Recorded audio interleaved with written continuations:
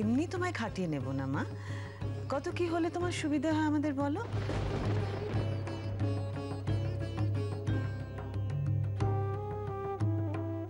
বলো মা, এত বড় বাড়ি আমাদের, এত লোকের রান্না, সব বুঝে বলো তুমি। আমার ওসব কিছুই চাই না মা। তা কি করে হয়? শুধু শুধু কেউ খাটে? তা নয় মা, আমারে এত বড় একটা ভাত দিচ্ছ, এটাই তো বড় পাওয়া। আমারে না চিনে না চিনে এই বাড়িতে ঠাঁই দিয়েছো, এর থেকে বেশি আর আমি কিছু চাই না। হ্যাঁ, কিন্তু তা বলে তুই বিনা পারিশ্রমিকে। তাতে কি হয়েছে? তোমাদের বাড়ির বউ আমারে সই বলে ডেকেছে, তাদের বাড়ি থেকে আমি টাকা নেব, সেটা কখনো হয়?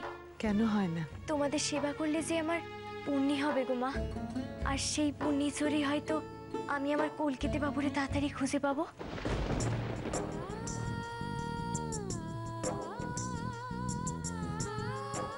আমি যাই দিদির জন্য কাঁচা মাখা বানিয়ে আনি। হ্যাঁ,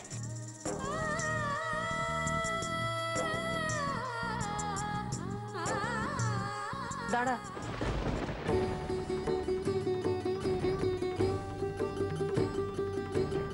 কোথায় যাচ্ছিস বললি? রান্নাঘরে দিদির জন্য আম্মাখা বানাতে। কোনো দরকার নেই, কোনো দরকার নেই। শুধু মীরার জন্য আম মাখার, আমাদের জন্য দরকার। আমরাও আম মাখা খাবো। সত্যি তুমি খাবে গো? সত্যি। শুধু আমি কেন, মীরা, বৌঠান, তুই, আমি, আমরা সবাই মিলে আজকে দুপুরে একটু মজা করি। কে গো বৌঠান? হ্যাঁ নিশ্চয়ই। ঠিক আছে, তোমরা দাঁড়াও, আমি যাবো আর আসবো।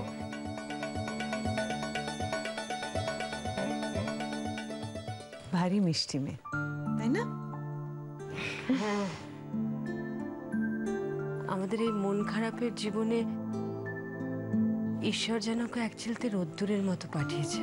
ঠিক বলেছো পিমনি, কিন্তু ও শুধু আমাদের রোদ্দুর দিলে হবে না, আমাকেও যে ওর জীবনটা আলোয় ভরিয়ে দিতে হবে। এতটুকু মেয়ে, একটা এত ভালো মেয়ের জীবনে এত অন্ধকার কেন থাকবে? ওর সব কষ্ট, সব অন্ধকার আমি দূর করব। আমি ওর কলকাতা বাবুকে খুঁজবো, আমি ওর বরকে খুঁজবো। তুমি কি করে পারবে? ইচ্ছে থাকলেই পারা যায় পিমনি।